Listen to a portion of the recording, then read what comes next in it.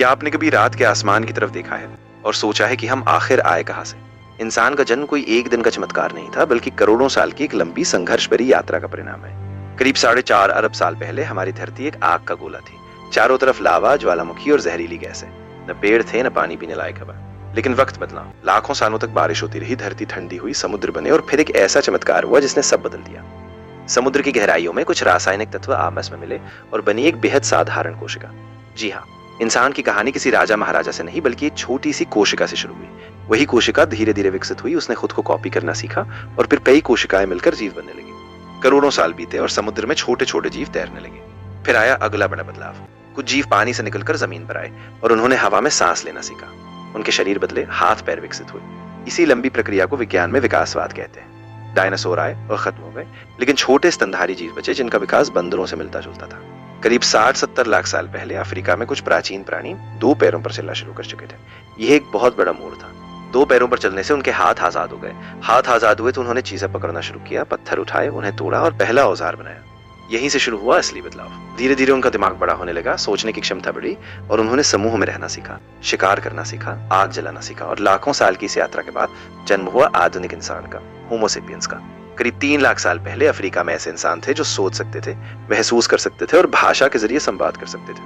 उन्होंने गुफाओं की दीवारों पर चित्र बनाए, कहानियां सुनाई, समाज बनाए, खेती सीखी, शहर बसाए और आज वही इंसान अंतरिक्ष में पहुंच चुका है। सोचिए, एक साधारण सी समुद्री कोशिका से लेकर चांद और मंगल तक का सफर। लेकिन सबसे दिलचस्प बात यह है कि यह सब एक दिन में नहीं हुआ। ये हुआ करोड़ों साल के बदलाव, संघर्ष और अनुकूलन से। तो अगली बार जब आप आईने में खुद को देखें तो याद रखिए, आप सिर्फ एक इंसान नहीं हैं, आप करोड़ों साल की विकास यात्रा का नतीजा है। कल्पना कीजिए, हजारों साल पहले का समय। न कोई शहर, न सड़कें, न बिजली। चारों तरफ घना जंगल, डरावनी आवाजें और हर पल मौत का खतरा। यही थी आदि मानव की दुनिया। लेकिन सवाल है, आखिर ये आदि मानव थे कौन?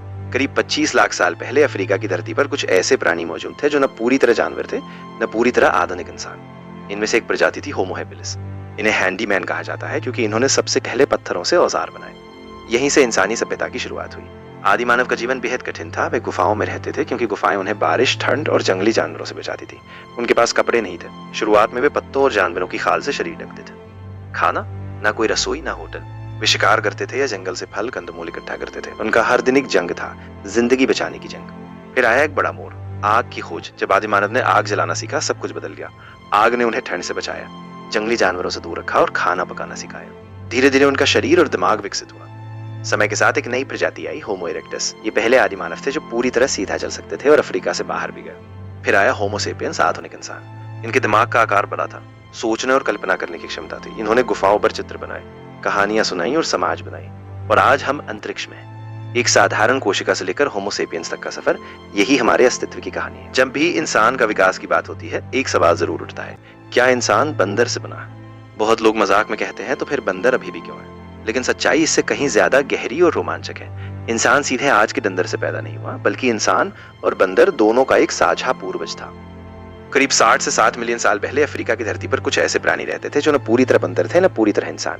इन्हीं से 2 अलग रास्ते निकले। एक रास्ता आज के चिंपैंजी और गोरिल्ला की ओर गया और दूसरा रास्ता हमारी ओर। यही है विकास की असली कहानी। इस पूरी प्रक्रिया को समझाने वाले महान वैज्ञानिक थे चार्ल्स डार्विन।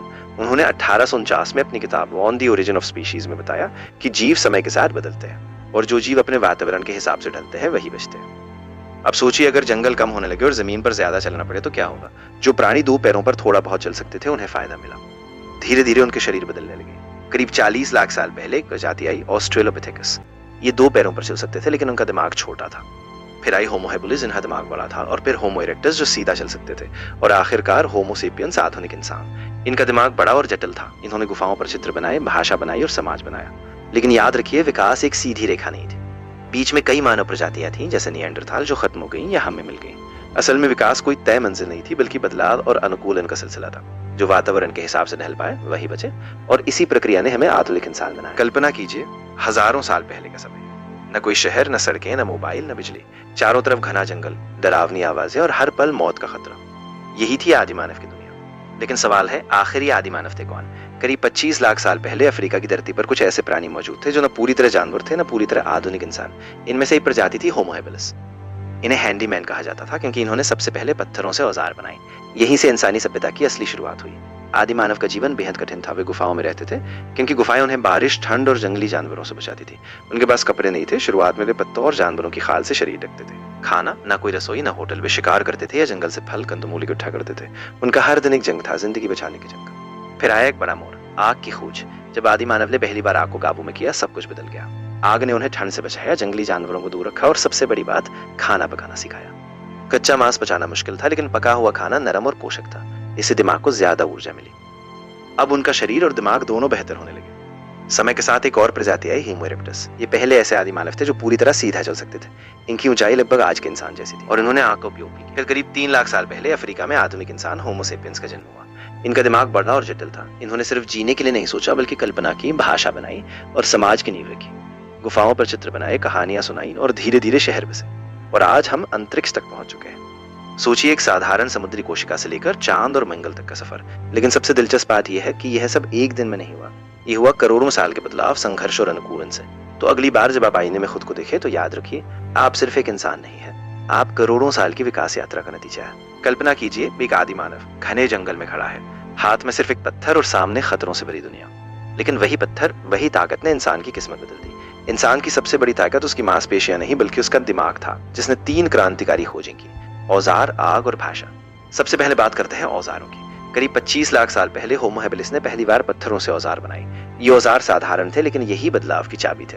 फिर आया अगला क्रांतिकारी कदम, आग। जब आदि मानव ने आग को नियंत्रण में किया, तब जीवन हमेशा के लिए बदल गया।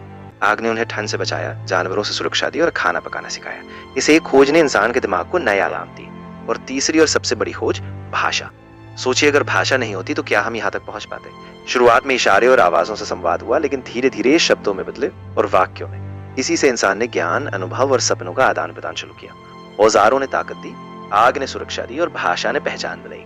यही 3 चीजें इंसान को पृथ्वी का सबसे प्रभावशाली जीव बनाने वाली बनी। आज जब हम अंतरिक्ष में कदम रखते हैं, जब हम नई टेक्नोलॉजी बनाते हैं, तो यह सब उसी पहली औजार से शुरू हुआ था, जिसे किसी आदि मानव ने उठाया था। हजारों साल पहले जब दुनिया के ज्यादातर लोग छोटे छोटे गांवों में रहते थे, तब कुछ जगहों पर ऐसे शहर उभरने लगे जिनमें पक्की सड़कें थी, विशाल इमारतें थी और संगठित समाज था। यही थी दुनिया की पहली महान सभ्यताएं। लेकिन सवाल है, ये सभ्यताएं बनी कैसे और फिर खत्म क्यों हो गई? खेती ने इंसान को एक जगह बसना सिखाया, लेकिन जब नदियों के किनारे उपजाऊ जमीन मिली तो असली चमत्कार हुआ। करीब 12,000 साल पहले आखिरी हिमयुग खत्म हो रहा था। मौसम स्थिर होने लगा और कुछ इलाकों में घास और जंगली अनाज उगने लगे। इंसान शुरू में इन्हें बस तोड़कर खाता था, लेकिन धीरे धीरे उसने सोचा कि अगर हम खुद बीज बोए तो। यहीं से जन्म हुआ खेती का। इंसान अब सिर्फ शिकारी नहीं रहा, वह उत्पादक बन गया। दुनिया के अलग अलग हिस्सों में यही बदलाव लगभग एक ही समय हुआ। मध्य पूर्व में गेहूं और जौ, एशिया में चावल, अमेरिका में मक्का। खेती ने इंसान की जिंदगी बदल दी। पहले वह खाना बदोश था, लेकिन अब उसे एक जगह रुकना पड़ा, क्योंकि फसल को उगने में समय लगता था। यहीं से स्थायी बसावट शुरू हुई। छोटे छोटे गांव बने, लोग मिट्टी और पत्थर से घर बनाने लगे, जानवरों को पालतू बनाया, जैसे बकरी, भेड़, गाय। अब इंसान के पास भोजन का भंडार था, और जब पेट की चिंता कम हुई तो दिमाग ने नई दिशा पकड़ी। कुछ लोग खेती करने लगे, कुछ लोग औजार बनाने लगे, कुछ लोग घर बनाने लगे। यानी समाज में काम का बंटवारा शुरू हुआ। यही था सभ्यता का बीज। समय के साथ गांव शहरों में बदलने लगे। करीब 5,000 साल पहले दुनिया की पहली महान सभ्यताएं उभरी। मेसोपोटामिया में शहर बसे, मिस्र में नील नदी के किनारे पिरामिड बने और भारत में सिंधु घाटी सभ्यता विकसित हुई, जहां सुव्यवस्थित शहर, नालियां और व्यापार कहानी थी। खेती ने सिर्फ भोजन नहीं दिया, उसने समय दिया। समय सोचने का, समय लिखने का, समय सपने देखने का। इसी समय लेखन का जन्म हुआ, क्योंकि अब अनाज का हिसाब रखना जरूरी था। धर्म, कला, संगीत, व्यापार, सब कुछ इसी स्थायी जीवन से पैदा हुआ। लेकिन खेती के साथ चुनौतियां भी आई। बीमारी फैलने लगी, युद्ध शुरू हुए, क्योंकि जमीन और पानी पर लड़ाई हुई। फिर भी खेती ने इंसान को नई पहचान दी। वह अब सिर्फ प्रकृति पर निर्भर नहीं था, वह प्रकृति को नियंत्रित करना सीख रहा था। आज हम ऊंची ऊंची इमारतों में रहते हैं, लेकिन यह सब उसी पहले बीज से शुरू हुआ था, जो किसी प्राचीन इंसान ने जमीन में दबाया था। कल्पना कीजिए, हजारों साल बाद कोई और प्रजाति इस धरती पर खड़ी हो और हमारे शहरों के खंडहरों को देखे और यही सवाल पूछे, यहाँ कभी कौन रहता था? क्या इंसान का भी वही अंत होगा जो प्राचीन सभ्यताओं का हुआ, या हमने इतिहास से कुछ सीख लिया है?